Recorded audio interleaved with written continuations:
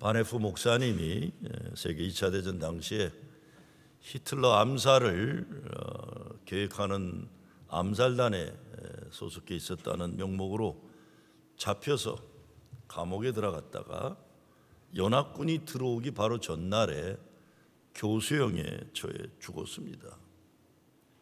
그가 감옥에 있으면서 쓴 시가 하나 있는데 제목은 나는 누구인가예요. Who am I? 이런 내용이 나옵니다. 나는 누구인가?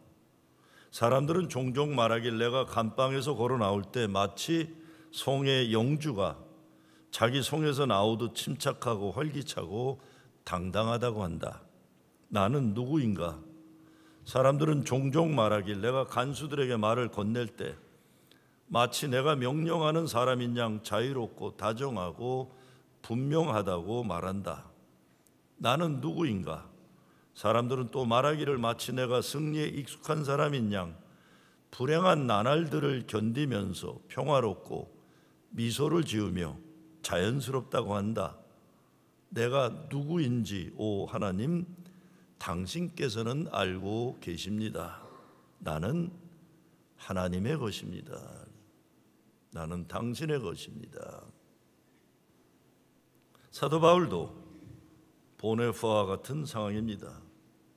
로마 감옥에 gat혀서 교수형에 처해 순교당할 날을 앞두고 있습니다. 근데 그가 감옥에서 기도하고 찬송을 불렀더니 지진이 일어나고 옥문이 열렸습니다. 그를 지키던 간수가 불안에 떨고 있다가 바울을 만나 온 가족이 세례받고 구원 얻게 되고 이것이 바로 빌립보 교회 개척의 시작입니다. 31절에 답이 있죠. 주 예수를 믿으라. 그리하면 너와 내 집이 구원을 얻으리라. 오늘 말씀은 감옥이 예배당으로 변한 사람들의 이야기입니다. 감옥에 있는데 기도하고 하나님을 찬미하고 기쁨에 충만해서 예배를 드립니다. 찬송가에 나오는 것처럼 주 예수와 동행하니 그 어디나 하늘나라. 내 영혼이 은총 입어 중한 죄짐 벗고 보니 슬픔 많은 이 세상도 천국으로 화도다. 할렐루야 찬양하세. 내 모든 죄 사함받고 주 예수와 동행하니 그 어디나 하늘나라. 사도 바울은 예수 믿기 전에는 바리새 중에 바리새인이고 사회적으로 존경받고 가말리엘의 수제자로서 지식인 중에 지식인이고 그래서 존경받고 잘 살던 사람이에요. 근데 부활하신 주님을 만난 이후부터는 고생을 수태하게 됩니다. 복음을 증거하다가 매도 수도 없이 맞고 돌에 맞아 죽었다 살아났다고 성경에 나와 있어요. 뱀에도 물렸고 주로 감옥에서 시간을 보냈어요. 근데 그곳에서 목회를 했어요. 제자를 훈련했어요. 전도를 했습니다. 감옥이 그를 가둬놓지 못한 겁니다. 몸은 갇혀있지만 마음과 영은 자유했어요. 그래서 기도하고 찬송하고 예배를 드린 가운데 땅이 흔들려 지진이 일어나더니 감옥문이 열렸어요. 지진이 일어나서 동네가 다 쑥밭됐다 그런 거 아닙니다. 바울과 다른 죄수들이 갇힌 감옥만 열리는 정도의 지진이에요. 이것이 시편 46편에서 말하는 환난 중에 만날 큰 도움이다 하는 겁니다. Sufficient help in times of need예요. 꼭 그만큼 내가 어려움 당할 때 꼭 필요한 만큼 도와주신 하나님이시는 겁니다. 근데 바울에게 일어난 하나님의 역사는 저에게도 일어나고 여러분에도 일어나고 있고 또 일어나야 하는 역사예요. 성경에 어떤 대단한 인물도 인간이 잘나서 그런 것 없어요. 베드로와 함께 하신 하나님이 나의 하나님이시고 바울에게 역사하신 성령님이 오늘도 여러분 가운데 살아 계시는 성령님이십니다. 내 능력과 내 실력이 아니라 나에게 임하시는 내 주 예수 성령님 하시는 일인 것입니다. 우리는 삶에서 벽에 부딪힐 때가 얼마나 많아요. 벼랑 끝에 설 때가 얼마나 많아요. 길이 보이지 않고 아무리 애써도 해결되지 않는 문제 앞에서 낙심하기가 얼마나 쉽습니까? 오늘 말씀은 그런 절망의 순간에 기도와 찬송이 어떤 능력을 발휘하는가, 이걸 우리에게 보여주고 있어요. 기도와 찬송은 환경을 초월한 신앙의 표현입니다. 한밤중에 바울과 실라가 기도하고 하나님을 찬송하며 죄수들이 듣더라. 감옥에서 기도할 수 있죠. 하나님 억울합니다, 나 살려주세요, 여기 나오게 해주세요, 기도할 수 있어요. 그런데 찬송을 불렀다는 것은 또 다른 차원의 신앙이에요. 또 다른 차원의 신앙. 어떤 찬송을 불렀을까요? 이 풍진 세상을 만났으니 너의 희망이 무엇이냐? 부귀와 영화를 누렸으면 희망이 족할까? 그런 노래 불렀을까요? 그런 노래 불러가지고 감옥문이 열리지 않을 거예요. 이런 노래 불렀을 거라고 저는 생각해요. 갈 길을 밝히 보이시니 주 앞에 빨리 나갑시다. 우리를 찾는 구주 예수 고도라 하시네. 죄악 벗은 우리 영혼은 기뻐 뛰며 주를 보겠네. 하늘에 계신 주 예수를 영원히 섬기리. 그래서 감옥문이 열렸다고 저는 생각합니다. 감옥에서 드린 기도와 찬송은 이런 영혼을 구원하는 능력이 나타났어요.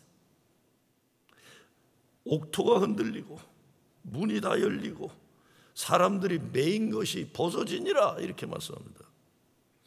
기도와 찬송에 하나님이 응답하셨고 감옥문이 열리고 결박이 풀리는 초자연적인 기적이 일어났어요. 물리적인 사건만이 아니라 하나님이 우리 가운데 역사하시는 구원의 역사가 일어난 거예요. 우리도 우리 삶에 어떤 고통과 억울함, 억압이 있어도 벗어나게 하시는 분이 하나님이시라는 걸 믿어야 되는 거죠. 의심하지 말아야죠. 바울과 실라가 간수를 안심시키고 내가 어떻게 해야 됩니까? 어떻게 살아날 수 있습니까? 너와 내 집 예수 그리스도를 믿으라. 구원받는, 가족이 다 구원받고 교회가 개척이 되고, 예수 믿는 사람은 이런 영혼을 구원하고 죽어가는 사람을 살리는 능력이 전도입니다. 전도하는 거죠. 사람은 만나는 사람의 영향을 받아요. 그냥 공부 잘하는 아이들만 하면 나도 공부 잘하고 싶은 거예요. 행복한 부부를 보면 나도 행복한 부부 생활 하고 싶은 겁니다. 그런데 마찬가지로 우리를 만나서 다른 사람들이 예수 믿고 싶어져야 되는 겁니다. 그러려면 우리 인생의 감옥을 예배당으로 만드는 증거가 있어야 되는 거죠. 부모도 마찬가지입니다. 자녀들이 부모를 보고 야, 나도 엄마처럼 예수 믿고 싶다, 나도 아버지처럼 예수 믿고 싶다, 나도 교회 다니고 싶다, 이래야 됩니다. 자기 부모를 보고 아이고 저렇게 살려면 난 교회 죽어도 안 다닌다, 이건 예배당을 감옥으로 만드는 사람들이죠. 교회 문지방만 들락날락하지 예배 시간에 앉아서도 감옥에 꽉 갇혀 있는 사람들이 얼마나 많아요. 내 불행의 감옥에 있으니까 남도 나처럼 불행하기를 바라는 그런 인생들이 얼마나 불행해요. 모든 하나님의 사람들은 영향력이 있는 겁니다. 어떤 사람들은 부정적인 영향력을 가지고 어떤 사람은 긍정적인 영향력을 가지는 거예요. 어느 목사가 설교를 잘하기로 소문난 목사가 있었어요. 주일날 예배를 마치고 나오는데 처음 교회 온 사람이 예수 믿겠다고 하면서 등록을 하는 거예요. 야, 이거 오늘 내 설교가 이게 직방이었나 보다. 은근히 좋아가지고 물어봅니다. 오늘 제 설교 가운데 어떤 부분이 우리 교회를 등록하고 예수 믿고 싶은 감동을 줬습니까? 그때 그 남자가 이렇게 말합니다. 목사님 설교는 무슨 말하는지 하나도 못 알아듣겠었어요. 근데 제 앞에 예배드리는 어느 노인이 계셨는데 환하게 웃고 얼마나 행복한 얼굴인지 제 아내가 여보 저 사람 봐라. 당신도 이 교회 등록하고 이게 신앙생활에서 저렇게 행복하게 웃는 모습 내가 보고 싶다 그러더라는 거예요. 예수가 믿어보고 싶어지고 이 교회 다녀보고 싶어지고 그런 거죠. 우리의 기도와 찬송에 능력이 있는 겁니다. 기도와 찬송, 위로받게 하는 게 아니라 하늘의 능력을 우리들의 삶 가운데 가져오는 영적인 무기, 도구인 거예요. 도구. 바울과 실라처럼 우리도 상황을 초월해서 하나님을 찬송하고 기도할 때 하나님이 역사하시는 거죠. 그러니 우리가 어떤 일을 당해도 낙심하지 말아야 합니다. 하나님 우리 기도를 들으세요. 두려워하지 말아야 돼요. 하나님 함께 하시는 증거가 찬송이니까. 제가 월요일마다 줌으로 미국에 있는 여러 목사들과 교회력 설교 준비를 같이 해, 같은 본문을 가지고. 근데 항상 교단 문제니 교회 문제니 고민을 하는 사람들이 꼭 본문 가지고 공부하다 꼭 저한테 목사님 이 교단 문제나 이거 뭐 어떻게 해야 됩니까? 제가 그랬어요. 챗 GPT에 물어봐 그랬어요. 난 모르겠다. 난 아무리 봐도 모르겠다. 아니 목사님은 이렇게 태평하게 맨날 웃고 계십니까? 답답해 죽겠는데 그럼 내가 울어야 되냐? 아니 우리가 해야 되는 것은 변함없습니다. 어떤 삶의 현실이 있어도 우리가 해야 되는 건 목사는 말씀을 증거하는 거고 어떤 삶의 현실을 기도하고 찬양하고 감사하고 기뻐하는 거지. 이런 어려울 때 인상 박박 쓰고 감옥 속에 그렇게 갇혀 있다고 해결되지 않아요. 그 어디나 하늘나라. 주님과 나와 함께하면 그분이 나와 함께 하신다는 게 그게 기도와 찬송인 거예요. 그런데 가만히 보면 한 인생을 살면서 어떤 사람은 감옥을 예배당으로 만드는 믿음의 능력으로 사는데 어떤 사람은 예배당을 감옥으로 만드는 인생을 살기도 해요. 교회 일 열심히 하는 거 예배 잘 드리는 사람이야 교회 덕이 돼요. 예배를 제대로 드리지 않으면서 교회에 무슨 일을 하는 사람들 하나님이 기뻐하지도 않으시고 교회에 덕도 되지 않아요. 마찬가지로 가정을 천국의 모델로 만드는 사람들이 있고 가정을 지옥으로 만들어 사는 인간들도 있는 것입니다. 왜 같은 땅덩어리를 밟고 같은 하늘 아래 살면서 왜 이렇게 다를까? 왜 이렇게 다를까? 우리도 사실 나름대로 모두 감옥에 살고 있는 사람들입니다. 어떤 감옥이 하나씩은 다 있어요. 우리들에게도.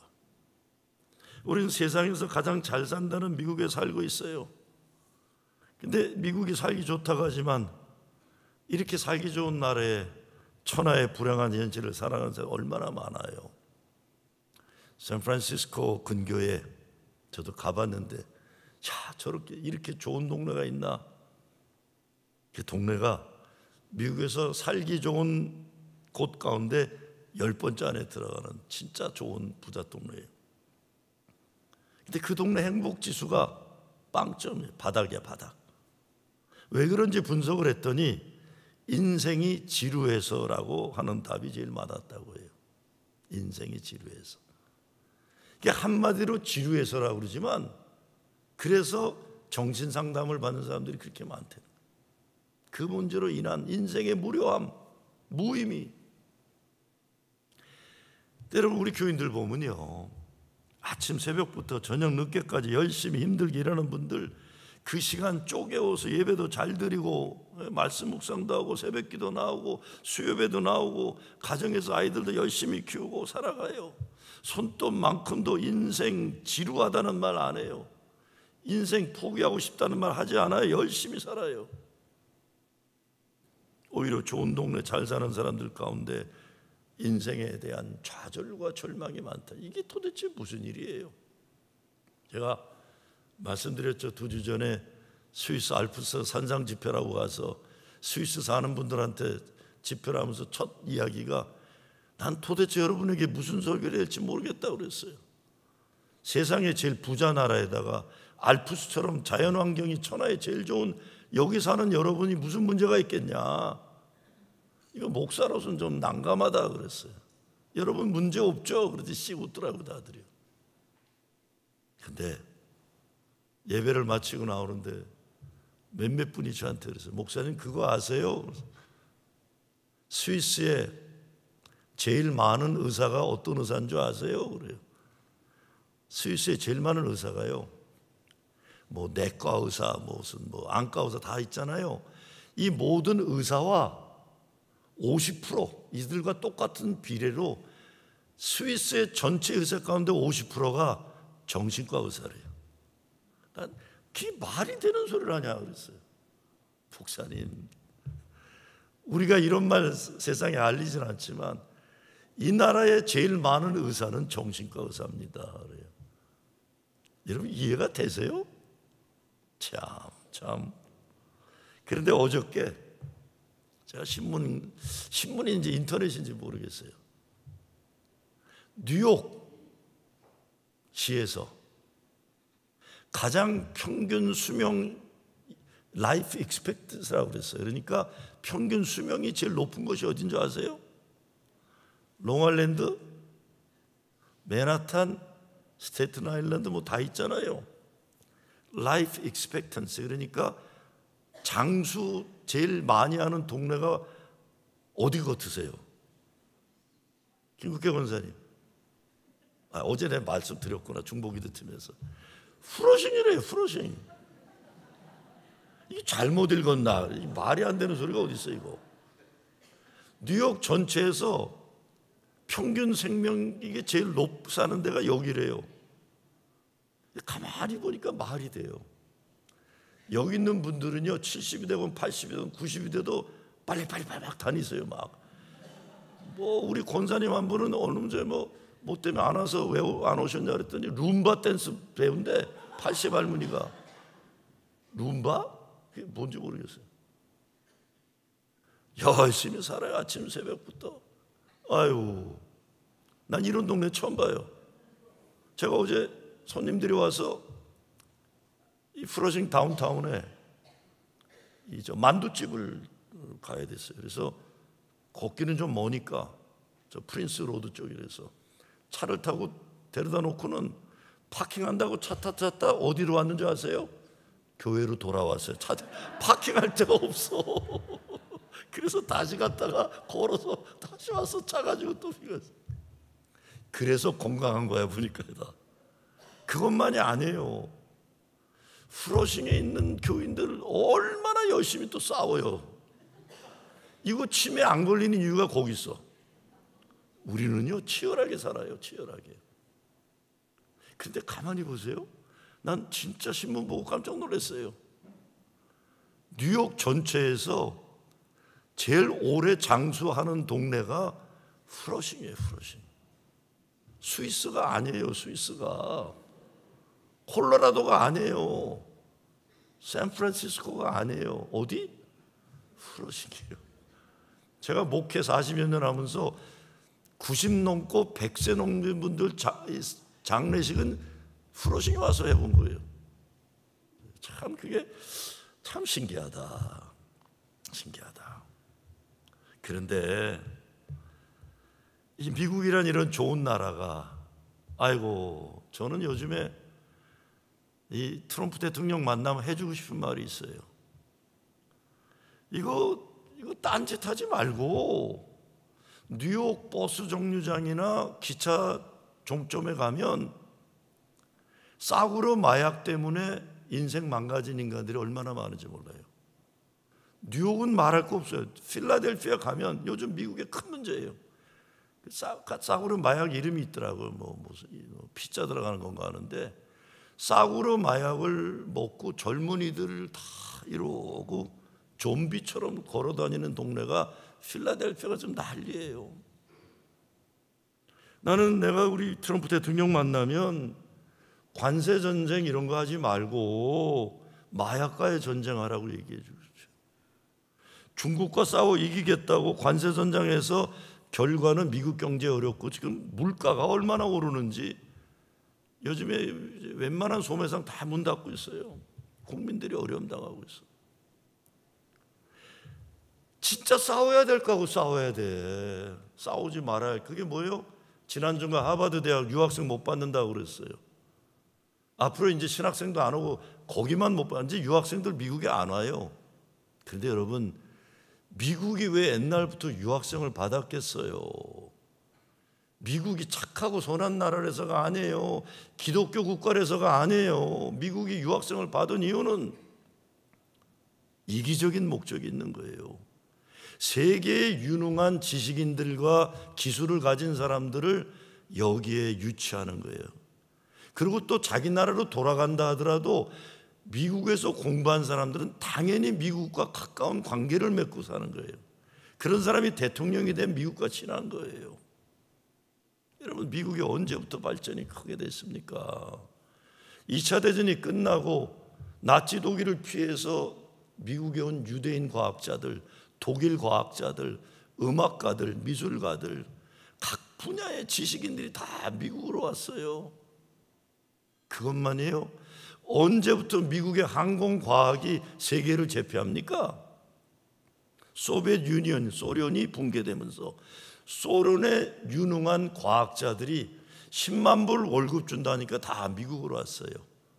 그 사람들에게는 10만 불 월급이 크지만 그 사람들이 가지고 있는 지식은 1000만 불, 1억 불이 넘는 지식들을 다 가지고 온 거예요. 착해서가 아니에요. 미국이 진짜 위대한 미국이 될 수 있었던 건 이민 정책이 열려 있고 유학 정책이 열려 있어 갖고 세계 최고의 우수한 사람들이 다 미국에 와서 공부하고 여기에서 자리를 잡고. 그런데 이게 지금 이러고 있어요. 여러분, 트럼프 대통령하고 좀 가까우면 얘기하세요. 폐쇄 쇄국 정책은 누구죠? 대홍군이면 조카다 얘기해 줘야 돼. 폐쇄 정책을 쓰면 나라가 망합니다. 지금 그런 일 할 때가 아니라 필라델피아나 뉴욕의 싸구려 마약으로 망가지고 죽어가는 사람들 살리기 위해서 마약과의 전쟁을 해야 돼요. 마약과의 전쟁.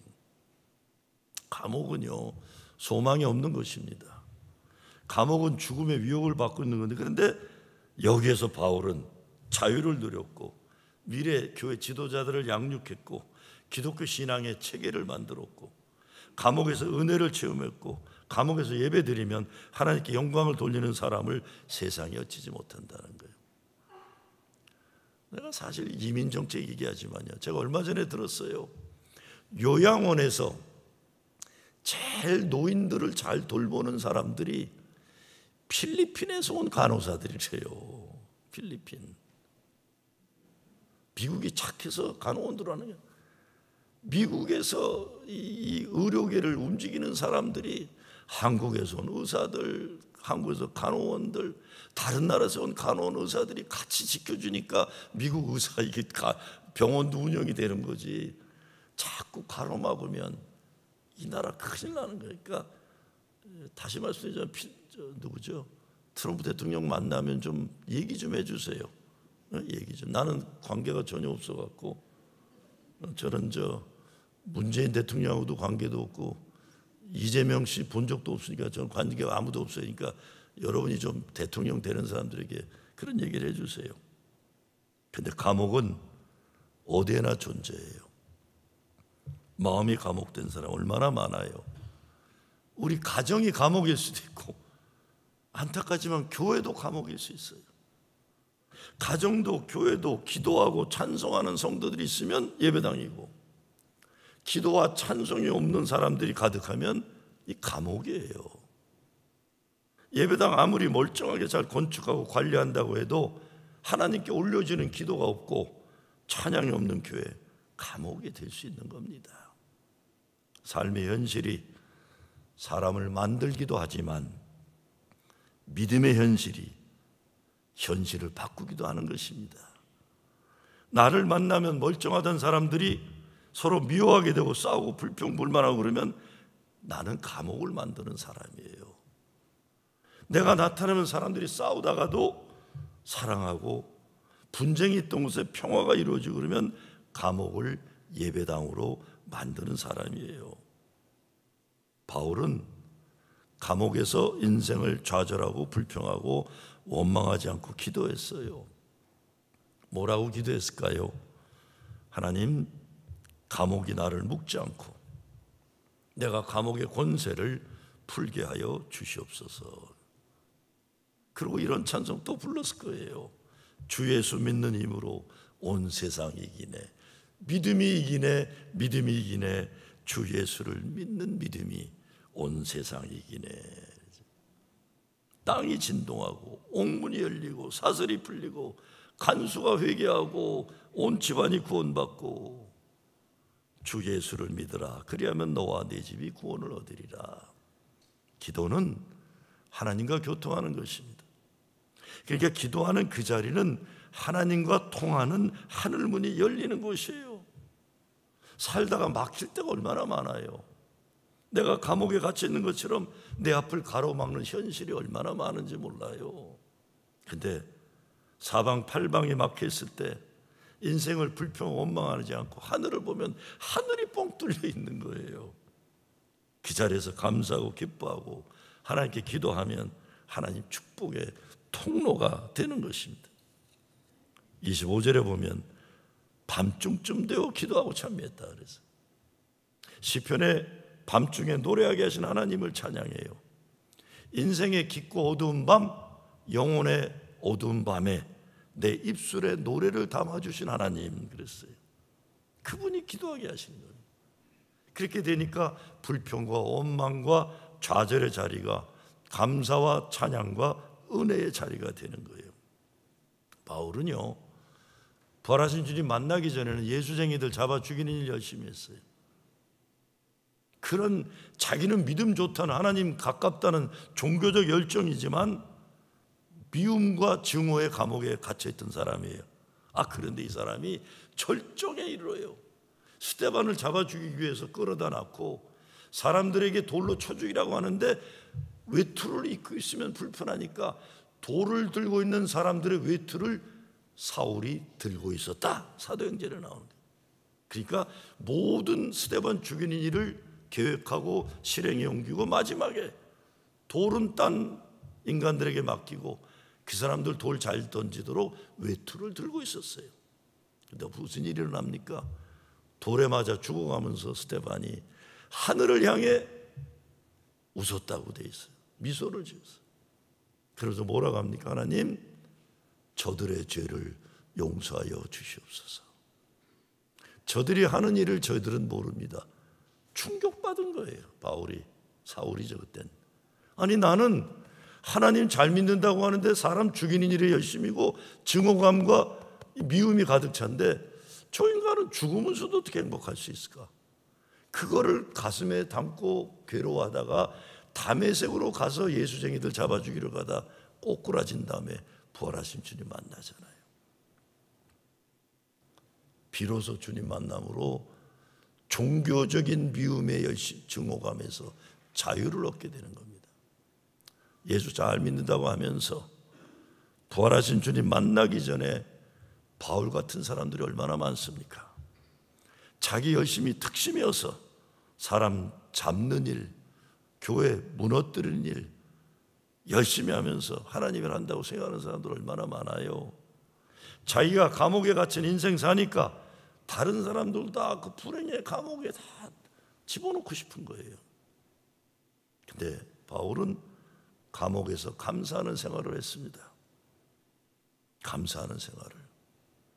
우리가 신앙생활을 하지만 때로는 바울과 실라처럼 인간의 힘으로 어쩔 수 없는 감옥 같은 환경에 처할 때가 참 많아요. 이해할 수도 없고 어떻게 해야 될지 모르는 상황에 처할 때가 있습니다. 얼마나 억울하겠어요.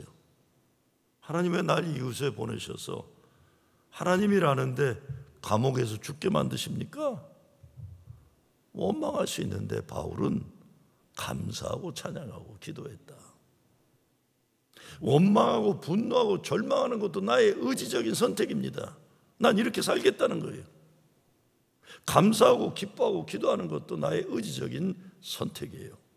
이런 믿음의 사람만이 감옥을 예배당으로 바꾸는 것입니다. 오늘 여러분은 어떤 감옥에 갇혀 있으신가요? 여러분이 꼭 구해내야 할 감옥에 갇혀 있는 사람이 누군가요? 포기하지 않고 기도하고 찬송하고 감사하는 것. 여러분의 감옥이 그 무엇인지 모르지만 여러분의 감옥이 활짝 열리기를 주의 이름으로 축원합니다.